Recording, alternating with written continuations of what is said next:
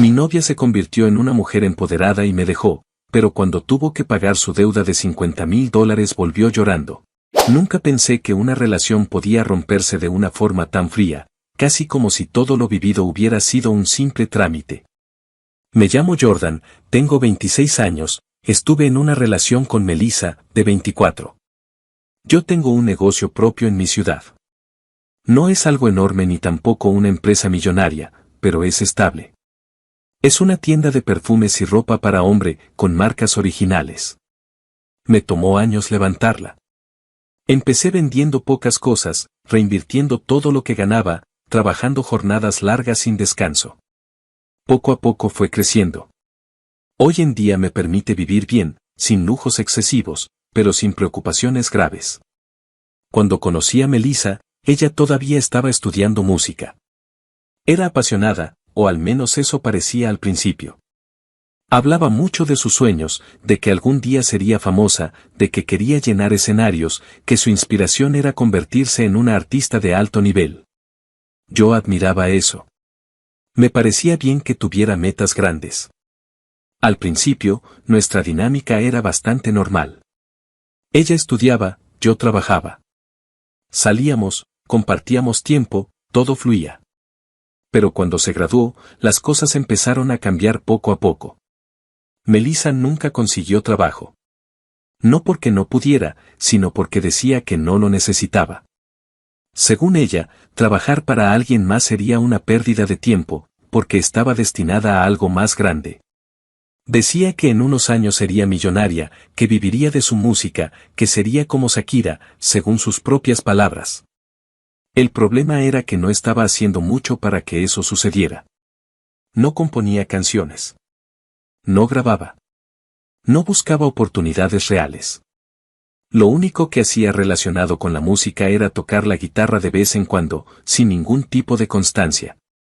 El resto del tiempo lo dedicaba a salir, ver redes sociales o comprar cosas. Y ese fue otro problema importante. Melissa gastaba mucho dinero. Al principio eran compras pequeñas, ropa, accesorios, cosas que, según ella, necesitaba para su imagen como artista. Yo no le decía nada porque pensaba que era algo temporal, que eventualmente se centraría. Pero con el tiempo, el gasto empezó a aumentar. Abría tarjetas de crédito y las usaba sin medida. Compraba ropa constantemente, muchas veces cosas que ni siquiera usaba. Pedía comida con frecuencia, pedía transporte incluso para distancias cortas. Y cada vez que llegaban los estados de cuenta, ahí estaba yo para pagarlos. No fue algo que decidimos formalmente. Simplemente empezó a pasar. Yo tenía ingresos, ella no. Así que asumí los gastos. Primero lo vi como un apoyo mientras ella encontraba su camino. Después se volvió una costumbre. Llegó un punto en el que yo estaba pagando prácticamente todo, la renta, los servicios, la comida, sus tarjetas, sus gastos personales. Incluso cosas que no tenían ningún sentido práctico. Y mientras tanto, ella seguía diciendo que todo era temporal, que pronto todo cambiaría. Lo que más me empezó a preocupar no fue el dinero en sí, sino su actitud. Cada vez que intentaba hablar con ella sobre el tema, se molestaba. No aceptaba ninguna crítica. Decía que yo no entendía su visión, que estaba pensando como alguien limitado. Según ella, las personas exitosas no se preocupaban por ese tipo de cosas. Un día decidí hablarlo con más seriedad. No de forma agresiva, solo directa. Le dije que necesitábamos organizarnos mejor, que no podía seguir cubriendo absolutamente todo, que era importante que al menos ayudara con algo. Si no era con dinero, al menos con las tareas del hogar. No esperaba una reacción negativa por algo tan básico. Pero la hubo. Recuerdo perfectamente ese momento. Estábamos en el departamento, por la tarde. Yo había llegado cansado del trabajo. Había pasado todo el día atendiendo clientes, revisando inventario, resolviendo problemas. Ella estaba en el sofá, viendo su teléfono. Le dije, con calma, que necesitábamos hablar. Le expliqué que la situación no era sostenible, que el negocio iba bien pero no era infinito, que también necesitaba cuidar mis finanzas. Le pedí que redujera gastos y que ayudara en casa. No era una exigencia, era una petición razonable. Ella dejó el teléfono a un lado y me miró con una expresión que no había visto antes. Molestia. ¿Ayudar en la casa? Dijo. ¿Quieres que sea tu sirvienta? Me sorprendió la forma en que interpretó lo que dije. Le respondí que no era eso, que no tenía nada que ver con ser sirvienta, que simplemente vivíamos juntos y ambos debíamos colaborar. Pero no quiso escuchar. Se levantó y empezó a caminar por la sala, claramente alterada. Yo no estudié para esto, continuó. No voy a terminar limpiando o cocinando como si no tuviera ambiciones. Intenté mantener la calma. Le expliqué que no estaba en contra de sus sueños, que al contrario, quería que los lograra, pero que eso no la eximía de las responsabilidades básicas.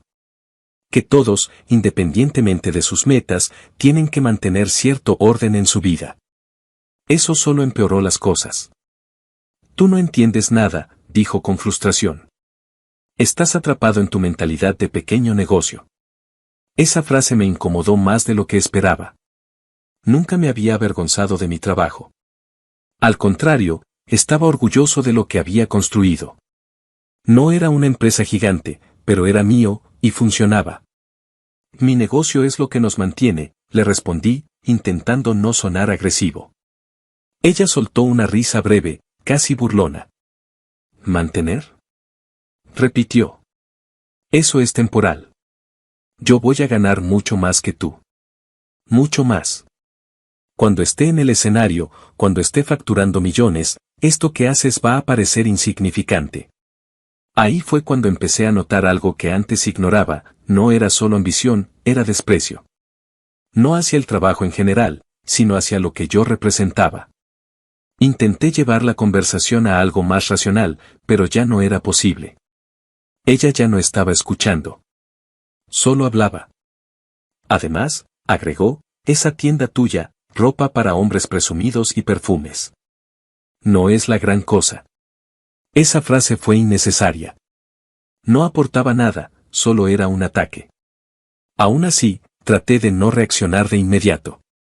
Le dije que no entendía por qué estaba siendo así, que nunca la había tratado mal, que siempre la había apoyado.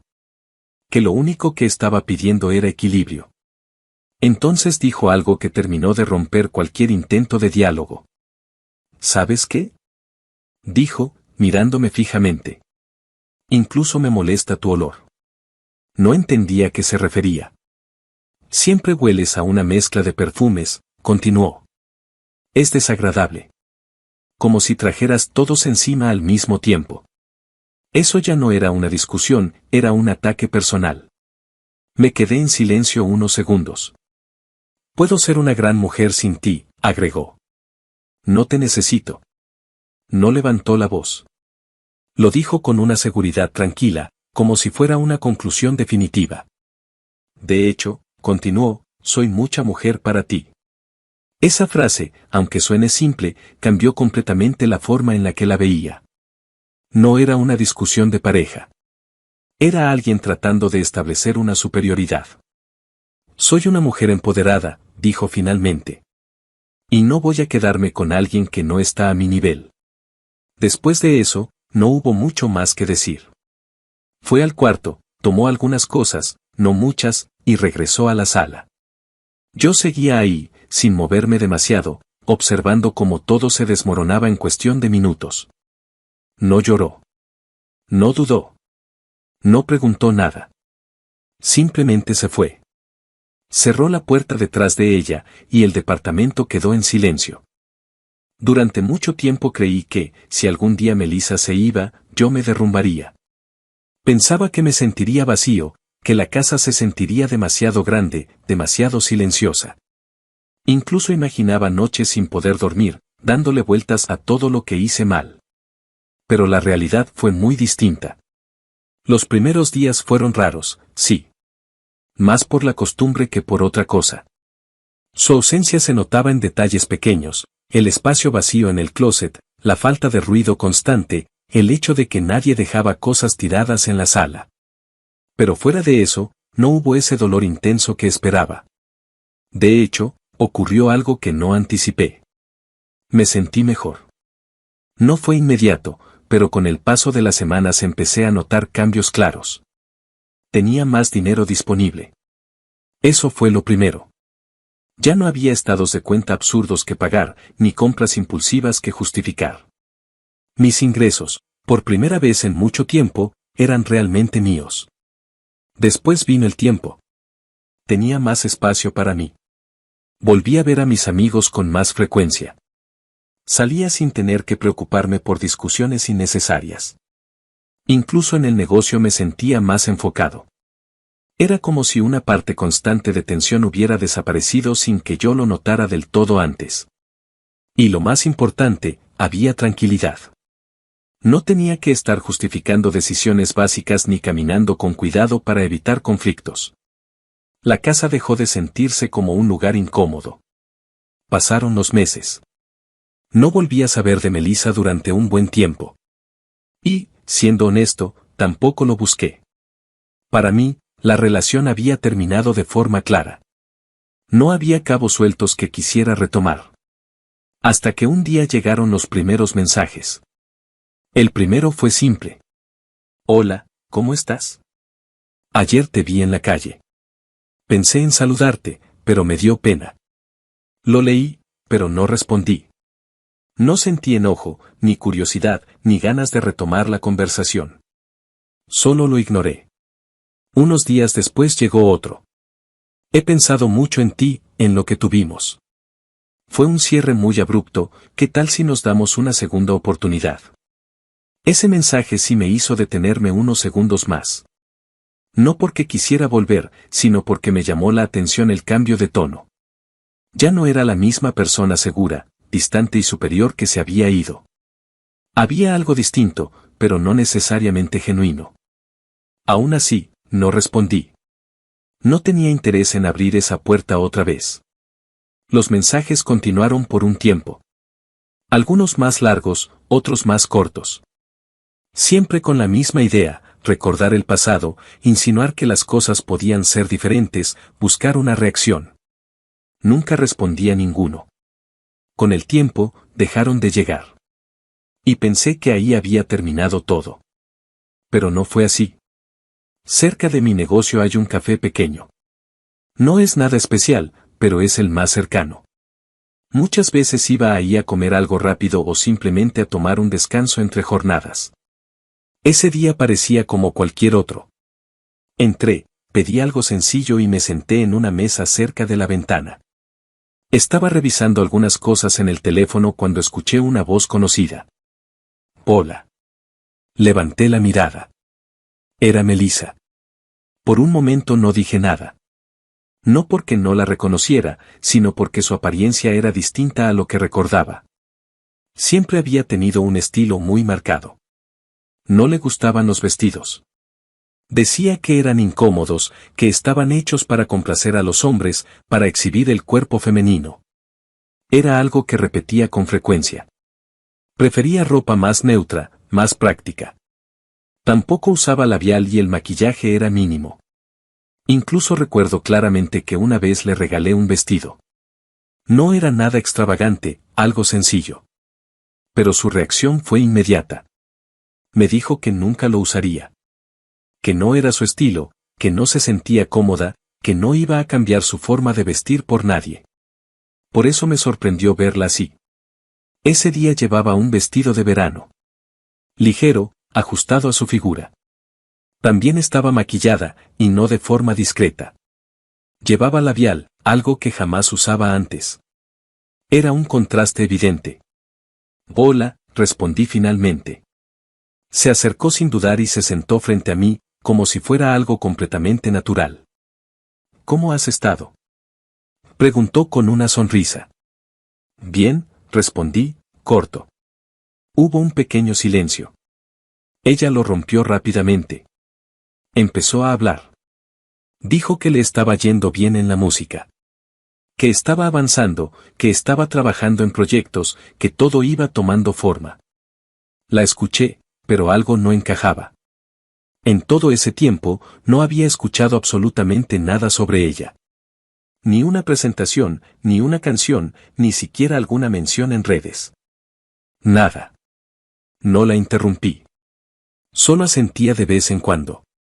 Después cambió el tema.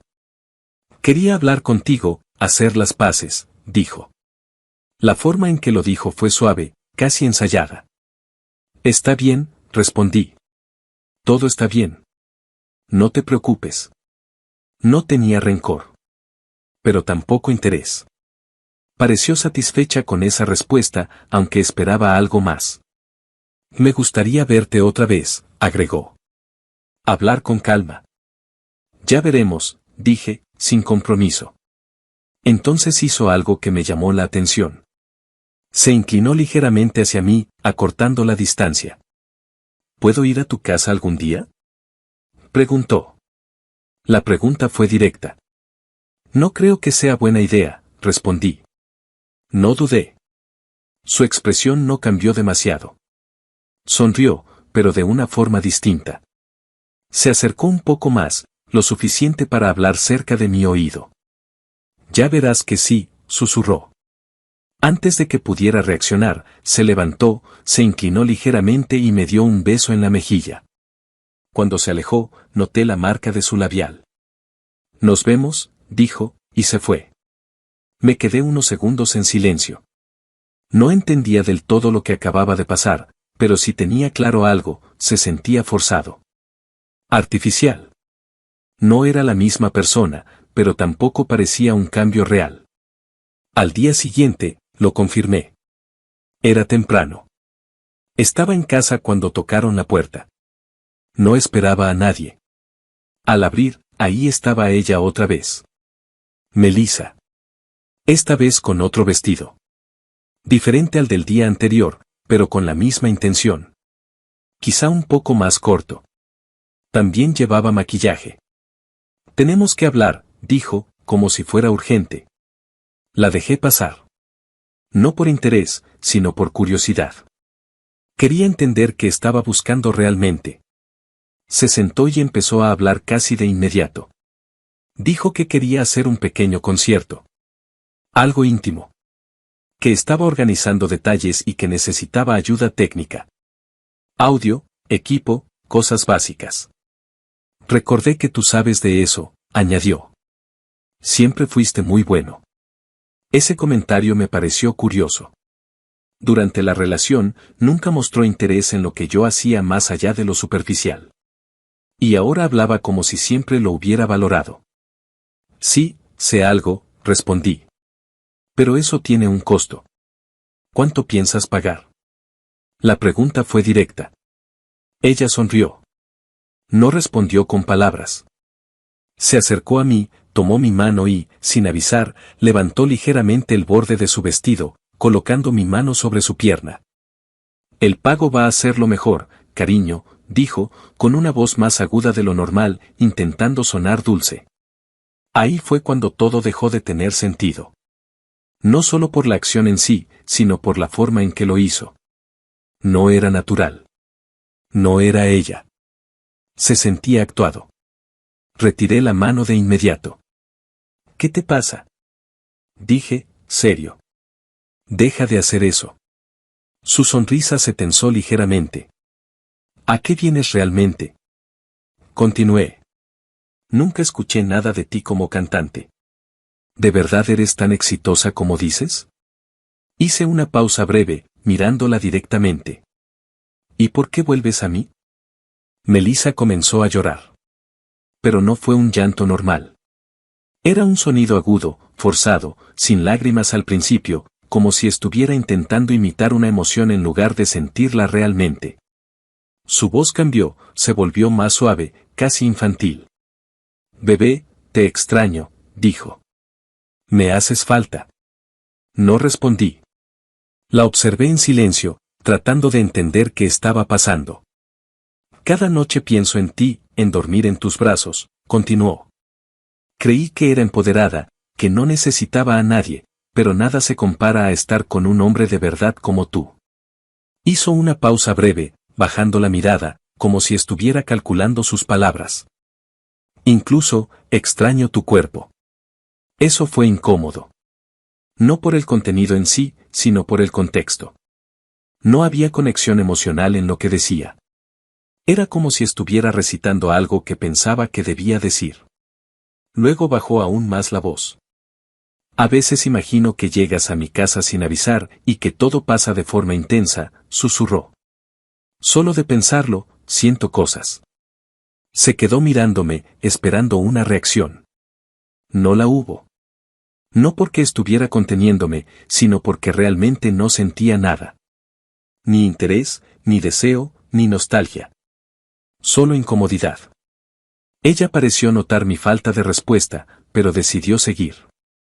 Sé que tú también sientes algo, añadió, mirando hacia abajo por un instante. Se nota. No respondí. Mi expresión no cambió. Y eso pareció desesperarla más. Se levantó de repente. Antes de que pudiera decir algo, se acercó y, sin pedir permiso, intentó subirse encima de mí, invadiendo completamente mi espacio personal. Déjame demostrarte cuánto te extraño, dijo. Ahí fue suficiente. La tomé por los brazos y la aparté de inmediato, con firmeza pero sin violencia. ¿Qué te pasa? Dije, serio. Baja. Ella se quedó mirándome, confundida. Vete, continué. No sé si estás drogada o qué, pero no quiero ser parte de esto. Mi tono ya no era neutral. Ni siquiera pareces la misma persona. Esa frase cambió todo. Su expresión se rompió. Esta vez sí. Su rostro dejó de actuar. Y empezó a llorar de verdad. Las lágrimas comenzaron a salir, su respiración se volvió irregular y su postura cambió completamente. Ya no había intento de seducción, ni tono dulce, ni actuación. Solo alguien superado por la situación. Está bien, dijo entre sollozos. Está bien. Se cubrió el rostro por un momento, tratando de recomponerse, pero no lo logró. La verdad, continuó, todo esto, era para hacer las paces contigo. No respondí. Estoy, quebrada, admitió finalmente. Esa palabra sí sonó real.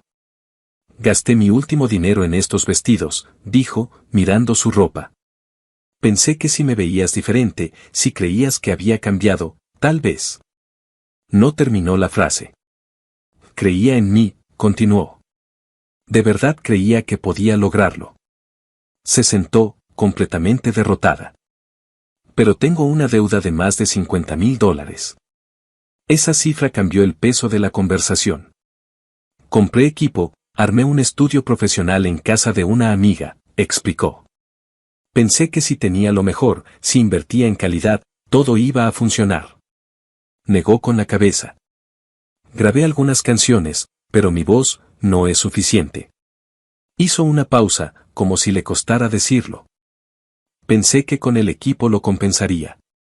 Se rió brevemente, pero no era una risa real. Subí todo a todas las plataformas, y no tengo ni 100 reproducciones. El silencio que siguió fue incómodo.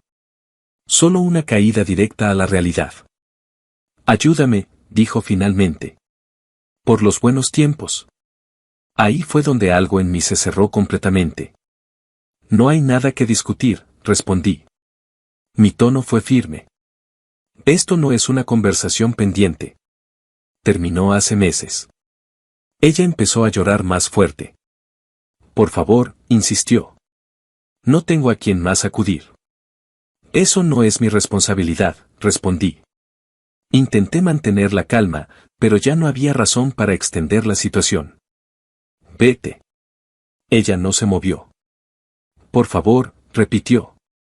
Vete, dije otra vez, más firme. Entonces su expresión cambió de nuevo.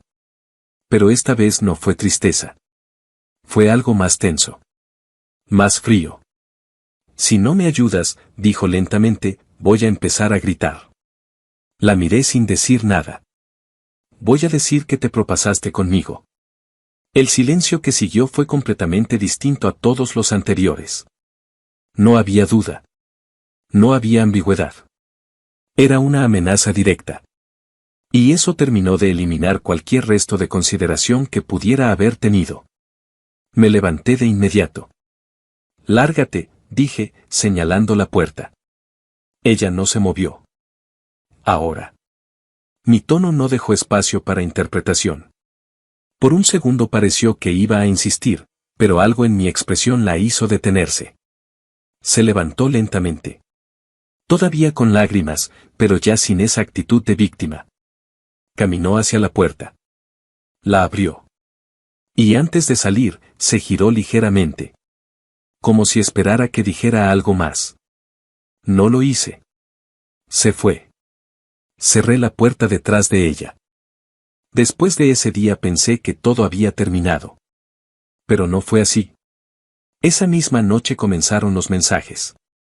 Al principio eran insistentes, pero no agresivos. Luego cambiaron rápidamente de tono. «Si no me ayudas, voy a decir que intentaste aprovecharte de mí. No sabes con quién te estás metiendo. Puedo arruinarte». No respondí de inmediato. No porque tuviera dudas, sino porque quería entender hasta dónde estaba dispuesta a llegar. Los mensajes continuaron. Luego vinieron las llamadas.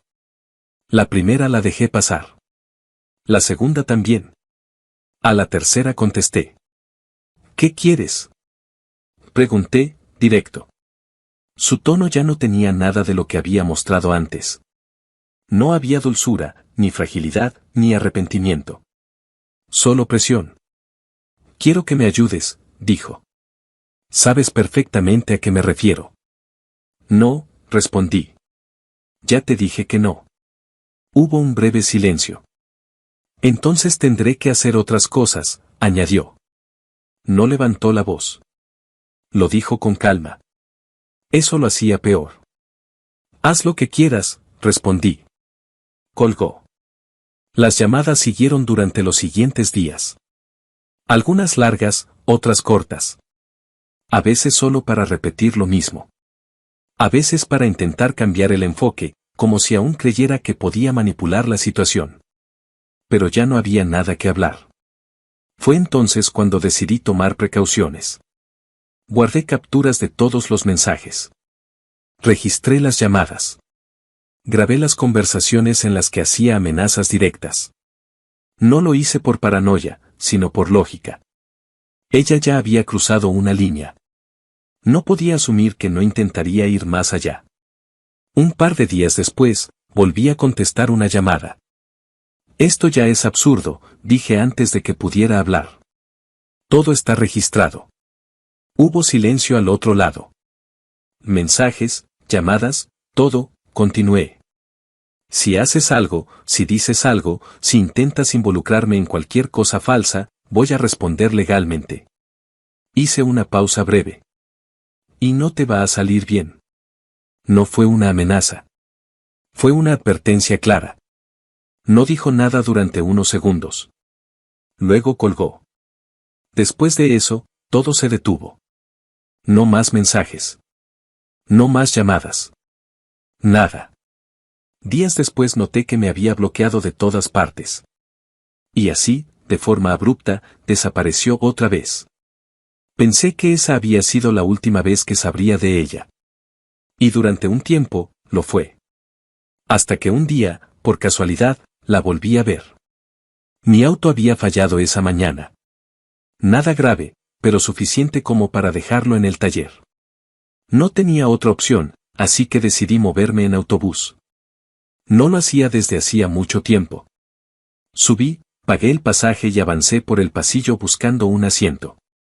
El ambiente era el de siempre, gente en silencio, algunos mirando el teléfono, otros simplemente esperando llegar a su destino. Y entonces la vi. Estaba unos metros adelante. Sentada, con una guitarra en las manos. Cantando.